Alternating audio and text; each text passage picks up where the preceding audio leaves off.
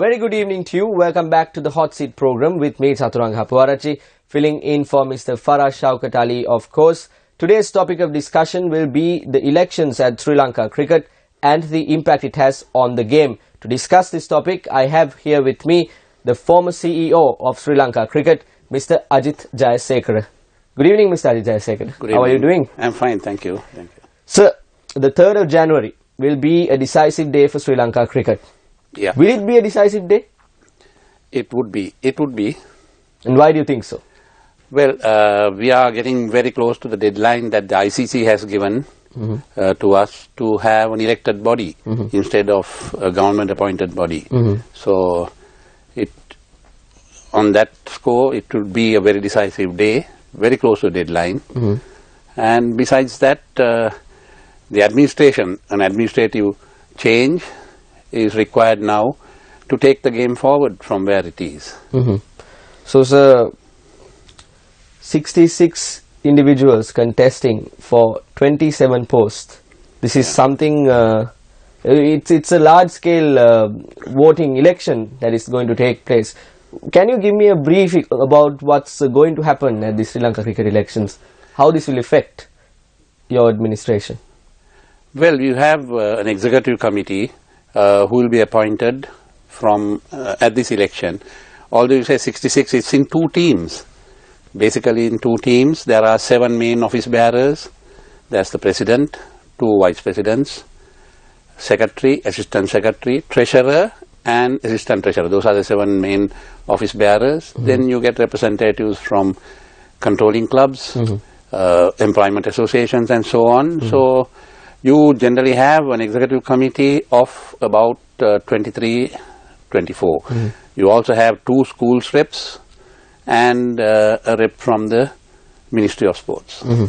So now out of these 66 people, I was told that 14 people had appeals against, 14 people filed in appeals and 7 were rejected from the contesting in the election, and that they had to go to the Supreme Court to obtain a clearance. What is the update there? Is this case still ongoing? Well, 14 people did not appeal. There were objections against 14 people. And I believe 1 person had gone to Supreme Court, and Supreme Court has now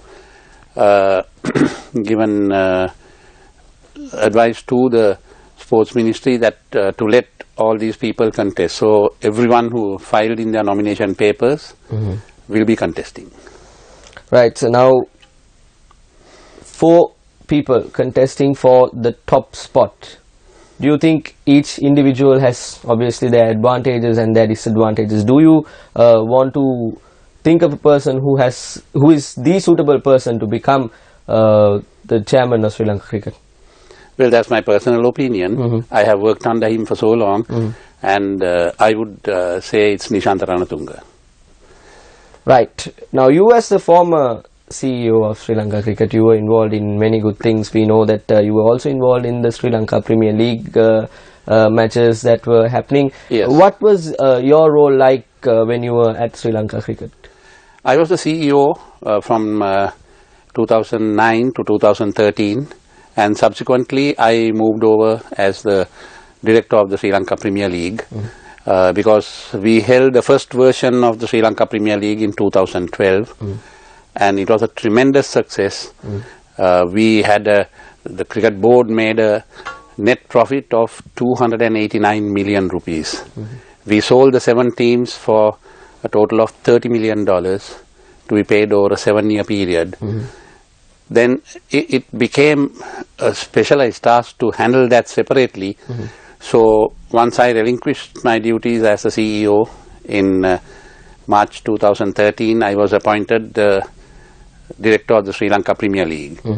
But in 2013 it fell through because I think the franchise holders could not sustain the payment that they had to, or the commitment they had to make for player payments and so on, which came to something like between $1.5 to $2 million per season. Somehow it fell through and we could not get it off the ground after that. So, coming back to the Sri Lanka cricket now, these elections on the 3rd of January has become a media spectacle. All the media channels are talking about it. internet has it going on. Why do you think this time around this has grabbed this much of attention? The elections has been happening for over a period of time, but why special? What is happening now? Well, elections were held in 2012 after a long spell, maybe about 7 years, and there was as much sort of excitement about it, because as usual the two teams, and then one team was, or the leader of one team was not allowed to contest, so therefore it went through without much of a hitch. But this year, in any case, there would have been excitement if the elections were held last year. The elections were due to be held by mid-April, but the interim committee was appointed on the 1st of April. So then it fell through, and now with the interim committee coming to the end of their term and election taking place, there is a lot of competition, there is a lot of excitement about the whole thing. Your personal opinion on this: is Sri Lanka cricket doing its job properly? Yes, of course. In what way? In the sense, when you say is Sri Lanka cricket as an administration? Yes, as an administration. Well, yeah, there is nothing wrong that I can think of. I can see. Okay, so now certain individuals who are contesting in this Sri Lanka cricket elections have posts in other state institutions as well. Do you agree that a person should hold another position? Do you think that person can divert his full attention to the betterment of Sri Lanka cricket while engaging in another post? Well, Sri Lanka cricket, the office bearers, it's not a full-time employment. They have their day jobs, and they have to find time, because it's entirely voluntary service that they perform. They don't get paid for it. So, I mean, that's the norm. They have posts in other establishments. And you personally think that it is okay for them to... It's not that I think it's okay. It is okay. It is the norm. So, if, let's say, in a hypothetical situation, you had the power to change one thing at Sri Lanka cricket, what would that be? Just one thing that you can change. What do you think you should change? That's a tough one. Is there anything that you're thinking of which is not quite right? Not really, not really. This is only on you. If you have anything that you could change at Sri Lanka cricket, would you change anything in the first place? Change the election process, but it is not possible to do so, because you see, the stakeholders will not permit a thing like that to happen. To change the constitution, to change the election process, you have to change the constitution, and to change the constitution, you have to have an extraordinary general meeting and get a 2/3 majority, which will not happen. So now, sir, when you leave aside Sri Lanka cricket and the Sri Lankan cricket team, the Sri Lanka cricket performs other duties as well. They look into clubs, they look into school cricket. Do you think school cricket and club cricket are given attention as much as the Sri Lanka cricket team does from Sri Lanka cricket? Of course, they are given. We have two representatives from Sri Lanka, from the Sri Lanka schools. And we run an office for the School Cricket Association. What is the role like? What are we looking at? We fund them. Then they conduct the tournaments, and we have training programs for them. So schools cricket gets as much attention as any other cricket club or national team. So clubs also get the same level of attention? Well, not individually, because clubs have their own office bearers. Okay. But we support them, and we have all the tournaments and so on for them to produce the cricketers. And women's cricket, does it get the same level of attention? Yes, it does. There is a special women's cricket section also at Sri Lanka cricket, and now it has come up. They are organizing more and more tournaments, and they have even gone down to school level, and you can see lots of new female cricketers emerging from the system that has been put in place. You have been involved in Sri Lanka cricket for a very long time. Your experience is valuable. What trends do you see in this whole cricketing industry as a whole? Do you see good things happening? Do you see bad things happening? What are your views? Mixture of both. What are the bad things that you see? When I things say that could be changed. It's not really bad things. We must, I think, pay more attention to getting the school cricket standard higher than what it is. And there I find fault with the number of matches that they have to play, because they have to have commitments to some tournament or the other. And imagine a schoolboy playing 25, 30 matches for a season, in the third term and first term. I think that's too much. There has to be some curtailment of that, and I don't think this tournament is producing top-class cricketers. The Arjuna Ranatungas, Aravinda De Silva, who played at 18, 19, Mahela Jayawardena. We are not producing the cricketers, because I think it's a bit of an overkill. And school cricket has to get a lot of attention, and restructuring of the tournaments, doing away with excess cricket, and that is one area which I feel should be attended to fairly soon, so that we can produce more outstanding schoolboy cricketers who could step in to the Sri Lanka team early in their careers. To talk more about the Sri Lanka cricket elections and the impact it has on the game, we'll be back after this short commercial break. Welcome back to the show. You're watching Hot Seat with the former CEO of Sri Lanka Cricket, Mr. Ajith Jayasekara. We've been discussing about the Sri Lanka cricket elections and the impact it has on the game. So, Mr. Jayasekara, once again, now Sri Lanka cricket has been spoken about on various levels, from it being the players having contracts signed to up until now where a Sri Lankan cricketer was accused of using a drug, Kusal Janit Pereira. What is this incident? Can you tell our viewers what has happened? Well, the ICC anti-doping program is very, very specific. And the World Anti-Doping Association, the WADA, have given a list of drugs or medicines which are approved and those which are disapproved. For example, if you have a cough, there will be certain mixtures that or medicines that are on the approved list, and your doctor may prescribe something which is not on the approved list. Now, it is the onus is on the physio of the team to brief the players accordingly, that if they take anything at all, any medicine at all, they have to get the approval from the physio.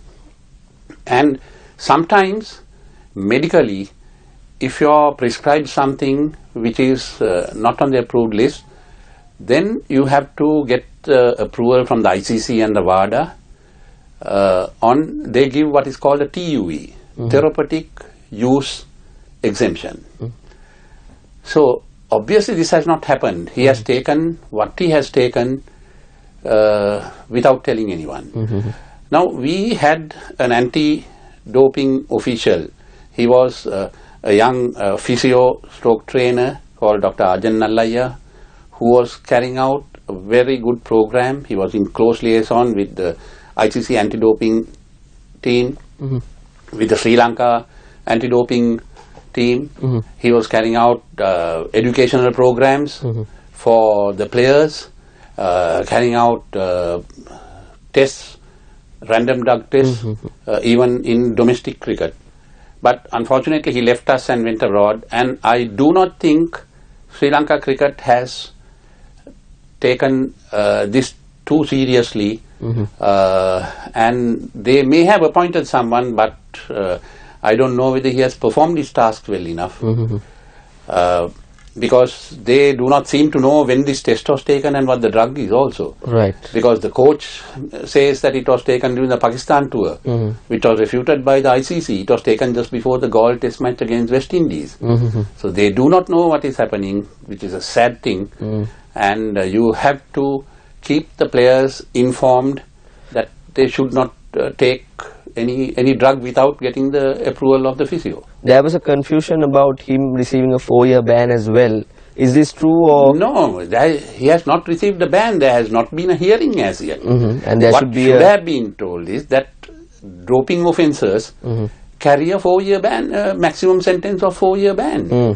So it has not been given to him, and he will appear before the ICC anti-doping tribunal, and then they will decide. So you were talking about Sri Lanka cricket not taking this seriously. When it comes to this whole scenario of individually Kusal Janit Pereira, has Sri Lanka cricket intervened in a proper manner? Have they done their job when it comes to this incident? There's nothing to intervene. What has happened has happened. Preventive measures have to be taken. Educational measures have to be taken. They have to be told. You know, even in off-season, they have signed a whereabouts clause with the ICC. Even if they, for instance, if they are in another country, say in Nepal, they have to be contactable and available for testing immediately. Right. They will say, okay, if he says, I'm in Nepal, okay, you go to such and such a clinic tomorrow morning and give a urine sample. So it's an ongoing process. I don't know whether the players have been educated well enough. And the job to educate them is with? It's with the anti-doping officer of the appointed by Sri Lanka Cricket. And they cannot take anything. I hope, I'm sure the physio has told them that they should not take anything without his approval. But obviously he has taken something. And in this case, the Sri Lanka Cricket cannot take responsibility of what the individual has done. Well, the responsibility is with the physio. And the players, if they are well educated, they wouldn't take anything. We had a case during the 2011 World Cup where Upul Taranga took some substance given by some medical practitioner, and he was found positive. They pleaded in mitigation, and he was given a lighter sentence, maybe 6 months if I remember right. But his records for the World Cup were expunged. He had 3 centuries, mind you. So it's huge loss for him personally and for Sri Lanka cricket as a whole. And when I say educational, you see the last 5 cricketers to be, now Yashir Shah from Pakistan has been found, then Kusal Janit, Upul Taranga, and 2 other Pakistani bowlers who have been tested positive in their domestic tournament.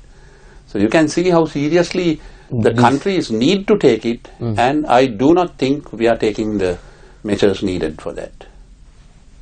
Coming back to the Sri Lanka cricket elections, we are in the final few minutes of the show. The Sri Lanka cricket elections and the impact it will have. What kind of impact will it have on cricket in Sri Lanka as a whole? It's difficult to say. People are jostling for places there, and you don't know what they are. Well, one side says it has a program, 5 or 6 point program. The other side is also they have a plan. So I just hope that the plans and the programs, whatever they have, they fall into place and not affect the game itself. So once again, 4 people contesting for the top job, 66 people contesting for 27 posts, 22 posts if I'm correct. 23, yeah. So when all of this materializes, when all of this comes into play, will Sri Lankan cricket have a bright future, or will Sri Lankan cricket have a rather darker future than the bright future we are hoping it to have? When you say Sri Lanka cricket, if it is the team, well, the team is dependent on... I'm not talking about the team entirely, but the whole cricketing industry in the country. Schools, clubs and Sri Lanka cricket. In my opinion, schools is the most important area where you have to uplift the game to produce the cricketers. It's like on the Tennakun, as I said, Arjuna Ranatunga, Aravinda, you have to produce cricketers from the schools. That's the nursery. If they come with ulterior motives to take revenge on various people, I think it will be a bad thing. So we just have to hope that things will settle down, and they get down, whoever is appointed, elected, gets down to doing a job for the benefit of Sri Lanka cricket.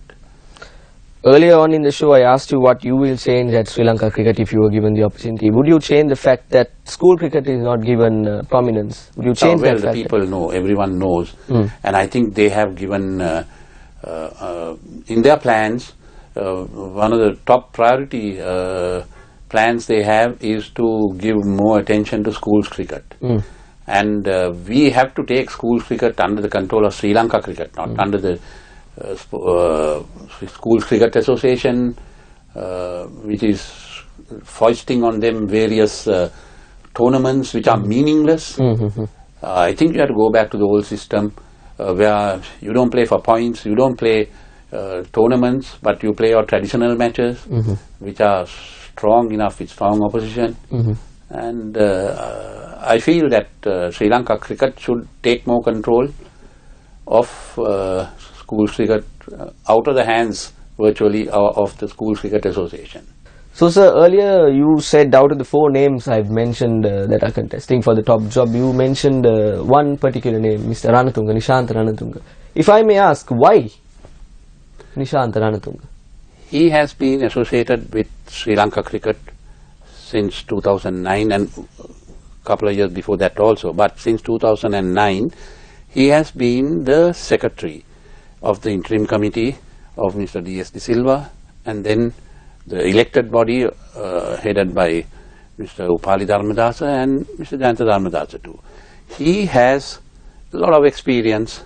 He is very thorough in his administration, very uncompromising, and I know he is very, very capable of administering. Of course, there have been a lot of brickbats at him, which are not only uncalled for, but which are very unfair. All of them? All of them are very unfair. And he has undergone very character assassination as no one has ever in Sri Lanka cricket. But he is the most capable person to administer Sri Lanka cricket. Okay, thank you Mr. Ajit Dayasekara for coming on our show, The Hot Seat, on, I must say, very short notice, and thank you for your time, and I know it's a busy time for you and the holiday season as well, so thank you once again for coming on our show. Our viewers will be joining you once again next week with a hot topic here at The Hot Seat. Good evening and take care.